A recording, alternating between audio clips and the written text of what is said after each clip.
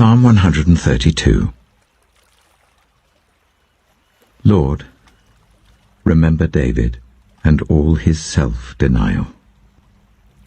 He swore an oath to the Lord. He made a vow to the Mighty One of Jacob. I will not enter my house or go to my bed. I will allow no sleep to my eyes or slumber to my eyelids, till I find a place for the Lord, a dwelling for the Mighty One of Jacob. We heard it in Ephrathah. We came upon it in the fields of Jah. Let us go to his dwelling place. Let us worship at his footstool, saying, Arise, Lord, and come to your resting place, you and the ark of your might. May your priests be clothed with your righteousness. May your faithful people sing for joy. For the sake of your servant David, do not reject your anointed one. The Lord swore an oath to David, a sure oath he will not revoke. One of your own descendants I will place on your throne. If your sons keep my covenant and the statutes I teach them, then their sons will sit on your throne forever and ever. For the Lord has chosen Zion. He has desired it for his dwelling, saying, This is my resting place forever and ever. Here I will sit enthroned, for I have desired it. I will bless her with abundant provisions. Her poor I will satisfy with food. I will clothe her priests with salvation, and her faithful people will ever sing for joy. Here I will make a horn grow for David, and set up a lamp for my anointed one. I will clothe his enemies with shame, but his head will be adorned with a radiant crown. Proverbs chapter 8. Does not wisdom call out? Does not understanding raise her voice? At the highest point along the way where the paths meet, she takes her stand. Beside the gate leading into the city, at the entrance, she cries aloud. To you, O people, I call out. I raise my voice to all humanity. You who are simple, gain prudence. You who are foolish, set your hearts on it. Listen, for I have trustworthy things to say. I open my lips to speak what is right. My mouth speaks what is true, for my lips detest wickedness. All the words of my mouth are just. None of them is crooked or perverse. To the discerning, all of them are right. They are upright to those who have found knowledge.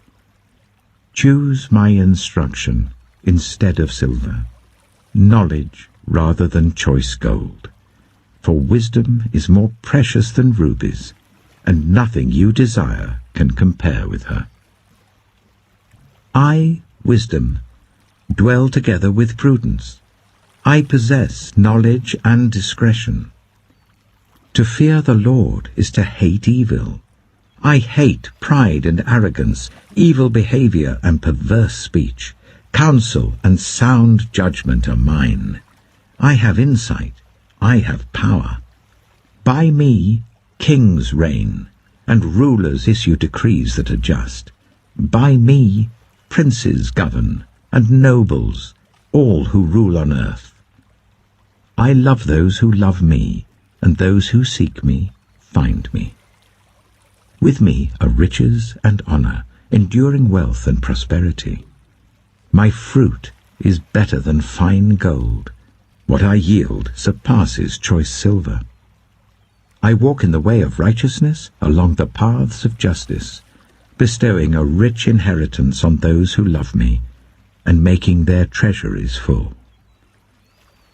The Lord brought me forth as the first of his works, before his deeds of old. I was formed long ages ago, at the very beginning, when the world came to be. When there were no watery depths, I was given birth. When there were no springs overflowing with water, before the mountains were settled in place, before the hills, I was given birth. Before he made the world or its fields, or any of the dust of the earth, I was there when he set the heavens in place. when he marked out the horizon on the face of the deep, when he established the clouds above and fixed securely the fountains of the deep, when he gave the sea its boundary, so that the waters would not overstep his command, and when he marked out the foundations of the earth. Then I was constantly at his side. I was filled with delight day after day, rejoicing always in his presence, rejoicing in his whole world, and delighting in the human race. Now then, my children, listen to me. Blessed are those who keep my ways. Listen to my instruction and be wise. Do not disregard it. Blessed are those who listen to me, watching daily at my doors, waiting at my doorway. For those who find me find life and receive favor from the Lord. But those who fail to find me harm themselves. All who hate me love death. Mark chapter 15. Very early in the morning, the chief priests with the elders, the teachers of the law, and the whole Sanhedrin made their plans. So they bound Jesus, led him away, and handed him over to Pilate. "Are you the king of the Jews?" asked Pilate. "You have said so," Jesus replied. The chief priests accused him of many things. So again Pilate asked him, "Aren't you going to answer? See how many things they are accusing you of." But Jesus still made no reply, and Pilate was amazed. Now it was the custom at the festival to release a prisoner whom the people requested. A man called Barabbas was in prison with the rebels who had committed murder in the uprising. The crowd came up and asked Pilate to do for them what he usually did. "Do you want me to release to you the king of the Jews?" asked Pilate, knowing it was out of self-interest that the chief priests had handed Jesus over to him. But the chief priests stirred up the crowd to get Pilate to release Barabbas instead. "What shall I do then with the one you call the king of the Jews?" Pilate asked them. "Crucify him," they shouted. "Why? What crime has he committed?" asked Pilate. But they shouted all the louder, "Crucify him." Wanting to satisfy the crowd, Pilate released Barabbas to them. He had Jesus flogged and handed him over to be crucified. The soldiers led Jesus away into the palace, that is, the praetorium, and called together the whole company of soldiers.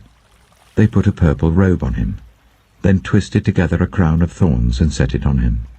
And they began to call out to him, "Hail, King of the Jews!" Again and again they struck him on the head with a staff and spat on him.